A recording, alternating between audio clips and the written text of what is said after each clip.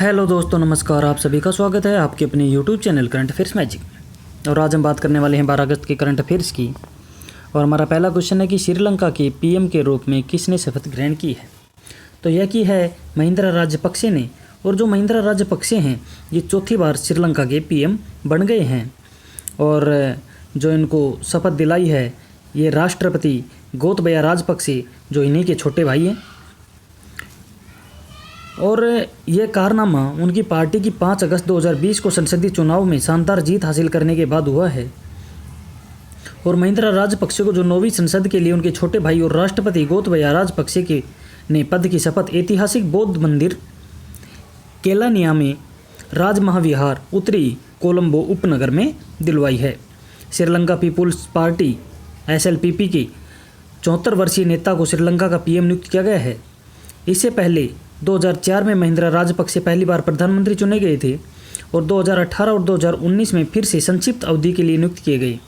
और उन्होंने 2005 से 2015 तक द्वीप राष्ट्र के अध्यक्ष के रूप में भी कार्य किया था।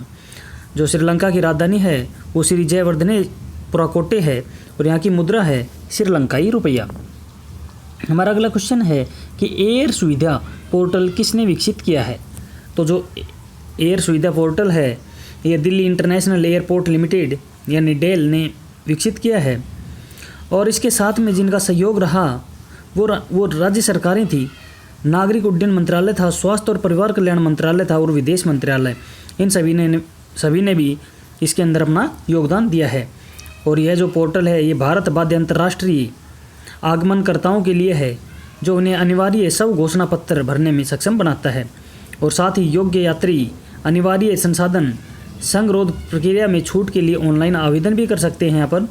और एयर सुविधा पोर्टल यात्रा को जो संपर्क रहित रहने के लिए तैयार किया गया, क्योंकि अभी यात्रियों को भारत में आने पर स्व घोषणा और संगरोध छूट फार्म भरना पड़ता है। जो हमारे केंद्रीय स्वास्थ्य और परिवार कल्याण मंत्री हैं वो डॉक्टर हर्षवर्धन सिंह हैं और हमारे केंद्रीय विदेश मंत्री हैं डॉक्टर सुब्रमण्यम जयशंकर।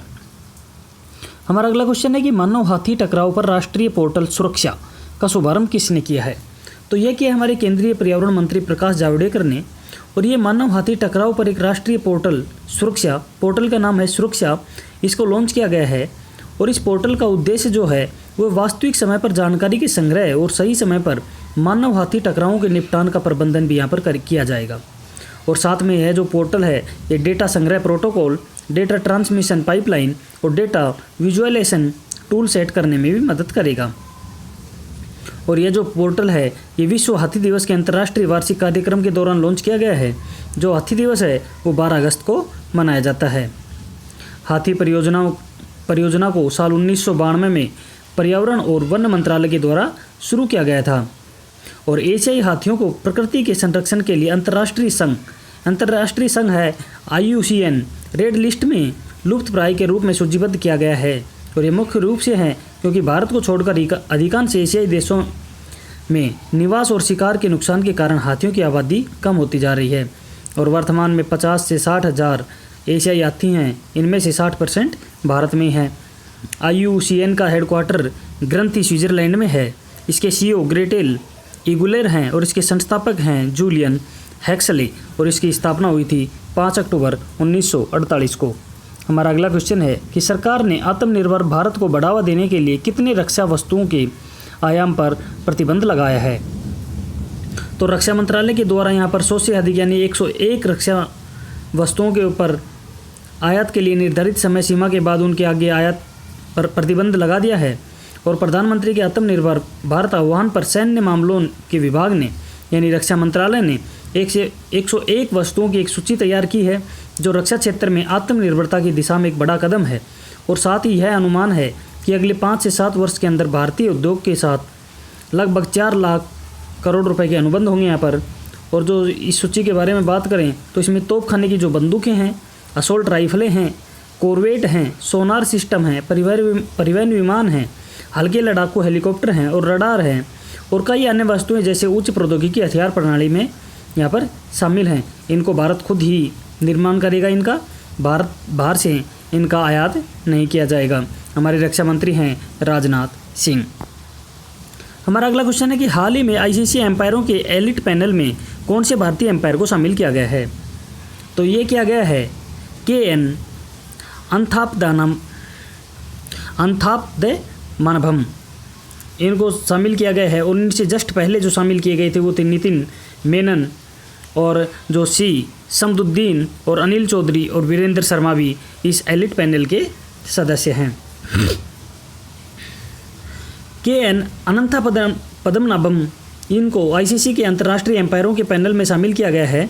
और ये केरल के लिए 105 फर्स्ट क्लास और 54 लिस्ट ए गेम खेले इन्होंने, जिसमें 344 और 87 विकेट भी लिए। और इसके अलावा उनके नाम 3 प्रथम श्रेणी शतक और 8 अर्धशतक भी हैं।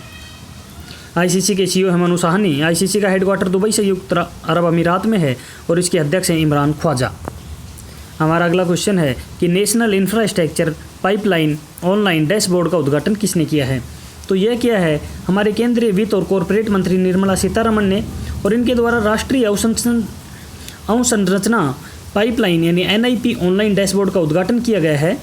और यह प्लेटफॉर्म NIP एक भारत के में बुनियादी ढांचे में परियोजनाओं की जानकारी के लिए सभी हितधारकों के लिए वन स्टॉप समाधान के रूप में कार्य करेगा। और इस मंच को आत्मनिर्भर भारत की दिशा और एक कदम माना जा रहा है।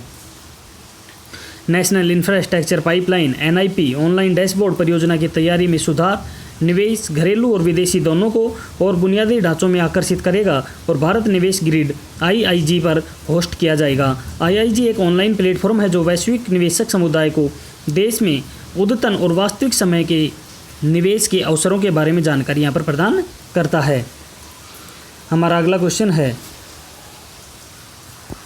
कि बेलारूस के राष्ट्रपति कौन बने हैं? तो जो बेलारूस के राष्ट्रपति हैं वो अलेक्जेंडर लुकाशेंको बने हैं और ये 6ठी बार यहाँ के राष्ट्रपति बने हैं। और इनको इस चुनाव में 80.23% वोट मिले हैं, जिनसे उन्होंने यहाँ पर जीत हासिल की है। जो उनके अपोजिशन में खड़ा था वो थी एक अंग्रेजी शिक्षक श्वेतलाना ततनोस्काया।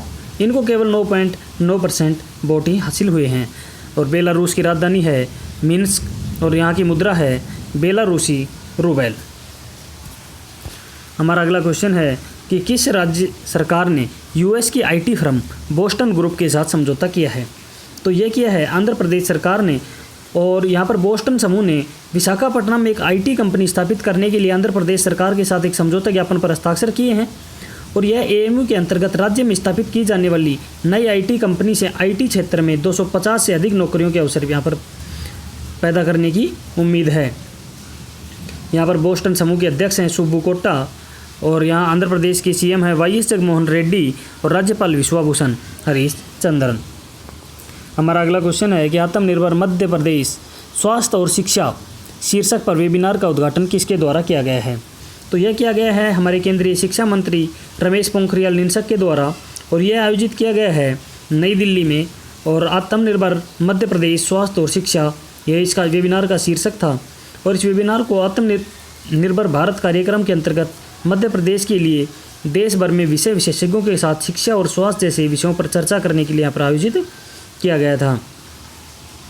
और मध्य प्रदेश के मुख्यमंत्री हैं शिवराज सिंह चौहान और यहाँ के जो राज्यपाल हैं वो हैं आनंदीबेन पटेल। हमारा अगला क्वेश्चन है कि मनी तोम्बी सिंह का निधन हो गया है, ये किस खेल से संबंधित थे? तो ये एक थे फुटबॉलर और ये पूर्व भारतीय फुटबॉलर थे और भारत के पूर्व डिफेंडर और मोहन बगान के कप्तान थे ये। और वह मोहन बगान के लिए खेले और उन्होंने हिंदुस्तान FC टीम का हिस्सा भी लिया और जिसमें 2010 में दिल्ली सॉकर एसोसिएशन लीग खिताब उन्होंने जीता था। मनी तोम्बी भारत के लिए 2002 में वियतनाम में LG कप खेले थे और वह मुख्य कोच के रूप में स्टीफन कॉन्स्टाइन का पहला टूर्नामेंट था। और जब टाइटल के लिए वरिष्ठ राष्ट्रीय टीम के 31 साल के इंतजार के बाद इन्होंने समाप्त हुआ और यह 2002 में बुसान एशियाई खेलों में भारतीय टीम का हिस्सा भी थे। अब इनका निधन हो गया है। तो धन्यवाद दोस्तों, आज के लिए इतना ही। अब मिलते हैं नई वीडियो में नई अपडेट के साथ। तब तक पढ़ते रहिए, बढ़ते रहिए और आपके अपने YouTube channel current affairs magic को सब्सक्राइब करना ना भूलें। धन्यवाद।